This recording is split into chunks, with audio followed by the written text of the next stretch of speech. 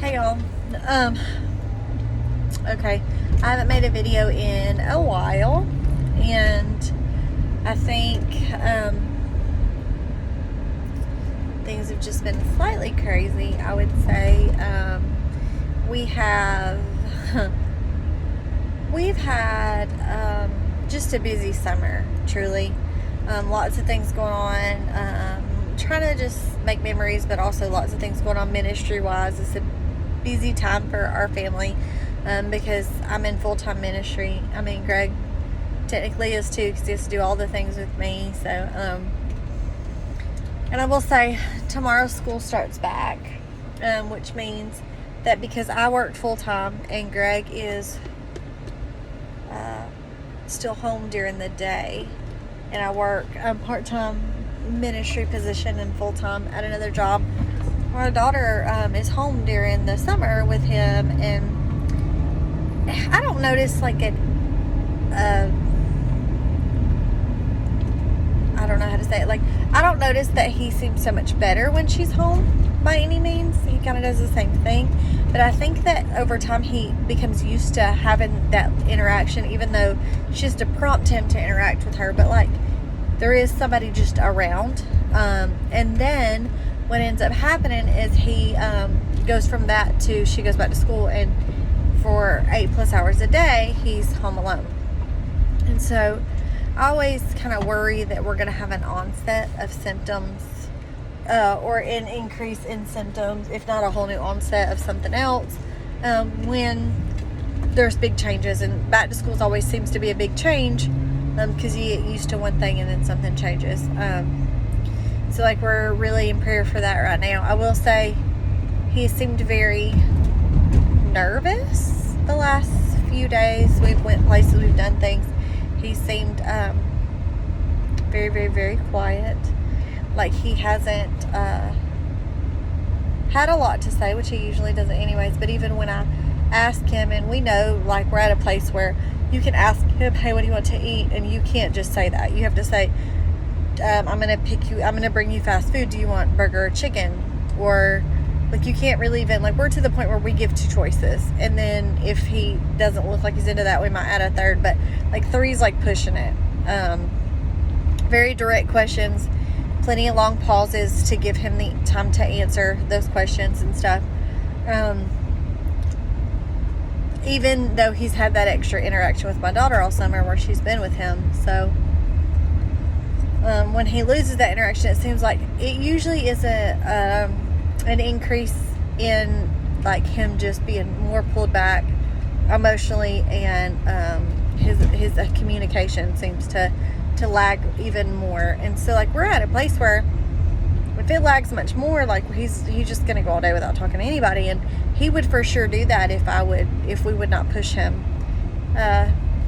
He doesn't turn the TV on during the day. He will just sit there, even with my daughter home, but at least that's somebody to talk to when she walks by.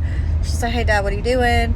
You know, I'm gonna fix lunch, do you want something to eat? Like, and he will get up and eat something if he wants something usually. But what I have realized with her being home this summer is that he goes to bed at 9 o'clock almost on the dot, right? Unless there's a Braves game on, sometimes he'll stay up a little later and watch that. But like for the most part, if we're somewhere, he wants to know why we're not home yet, because it's time to take his medicine and go to bed. But he is sleeping till like 10 and 11 o'clock.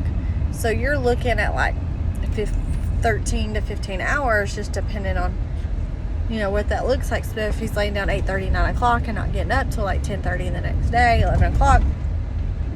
And so that's I know he's tired, and you can ask him, hey, baby, you tired? Do you sleep good? Yeah, I'm tired. I'm always tired. That's his excuse.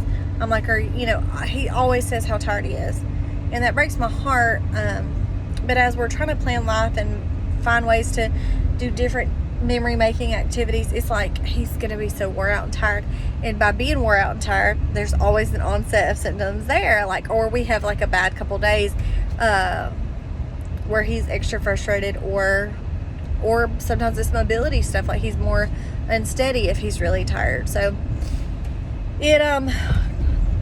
it's just like this perfect storm sometimes, and we're at a season where we see the tides turning because things are changing that are without our control. So very leery of what tomorrow will bring, but You know, there's going to come a time that my kids are not going to be in the home anymore. My son is 21. The other boys, Greg's biological children, are not in the home. They've all either moved out or didn't live with us in the first place and get married, doing the thing. So my 21-year-old is home.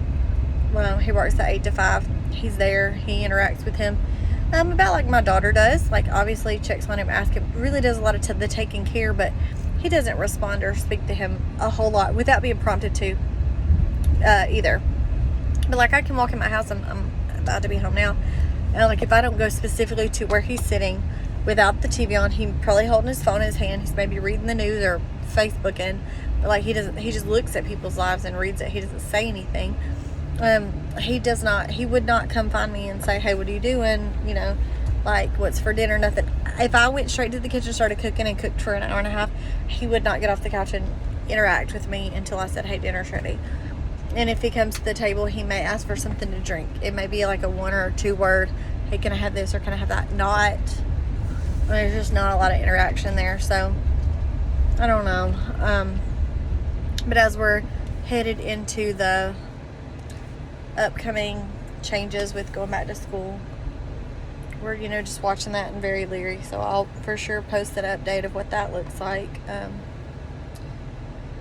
We're trying to plan life, and it's hard because I'm trying to see what the changes are that may take place over the next few weeks because of this change, as we try to plan like fall activities and upcoming vacations and how that's going to work, because things are just ever changing, and we want to accommodate him if he's tired and not overdo the things, but I feel like if I don't push him, he would just stay in the bed, he would sit on the couch, he would not watch the TV, he would not be stimulating his brain at all. And I feel like the more that you're not stimulating that, and this is just my interaction with him, and just things that I've read and things that the neurologist has mentioned to me, but like, I don't necessarily know that it changes, like it would matter to another Huntington's patient. I'm just saying my own interaction with him is that if he doesn't use it, he loses it. And because he's not stimulated as much during the day, we notice a difference almost every single time. That, you know, there's a decrease in somebody being around him and conversations and all the things. So I don't know how to manage that other than like I have to work. I don't know. And like the last couple of weeks on Sundays, he's not wanted to get out of the bed to go to church. I'd made him get up this last week because we had a big ministry event after church, so like I didn't want him to miss it because he'd be home all day by himself. Like the week before that, and then I think maybe 2 weeks before that, he just wouldn't get up, and he's like, I'm not going. Well, 2 things. One, he's an extra adult in the room that I can walk out and say, I'll be right back, I have to go to the bathroom. That if he's not there, I don't have that. And I have like 30 kids. But like, I know he really isn't responsible for them in any way anymore. But like, I also know that it's getting him out and he's being stimulated. But I have noticed that he seems kind of anxious when he's out, and he can't tell me why. He can tell me he notices that feeling because I can see it like kind of on his face or whatever. So I don't know.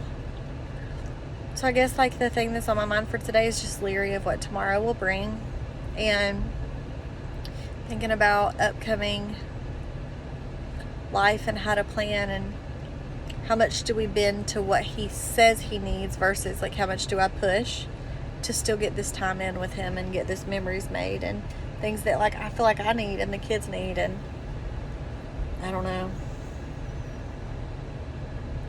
It's a very interesting dynamic as far as that goes. We go to the neurologist on the 9th of August. Today's the 31st of July, so like in like 10 days, whatever. So the 9th or 10th. And it's like our yearly appointment. Last time when we were there, it was like actually in March, so it's been like a year and a half.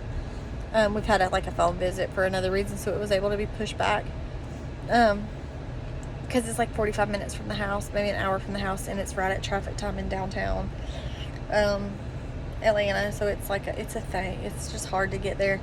And we don't run there for every little thing because they're so good about calling and doing the things with us. But he is very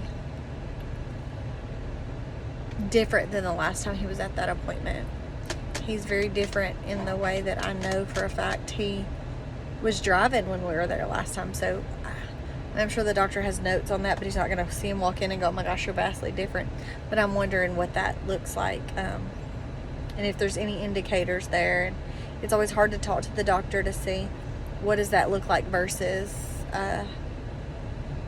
is this normal, and can you track anything and tell me what the future looks like by what you see here. So I guess we'll update after the doctor's appointment unless anything happens that prompts a video, but that's where we are. Bye.